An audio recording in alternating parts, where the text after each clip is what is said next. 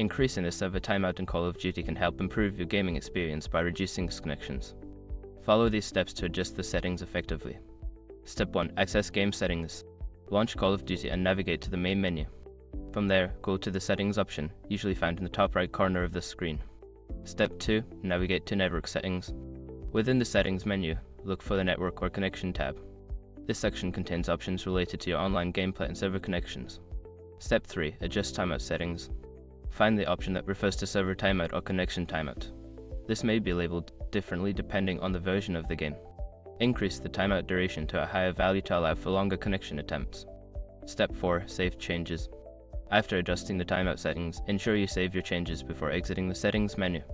Look for a save or apply button to confirm your adjustments. Step 5. Restart the game. Close Call of Duty completely and restart to ensure that the new settings take effect. This will help in applying the changes you made to the server timeout. By following these steps, you should be able to increase the server timeout in Call of Duty, leading to a more stable gaming experience.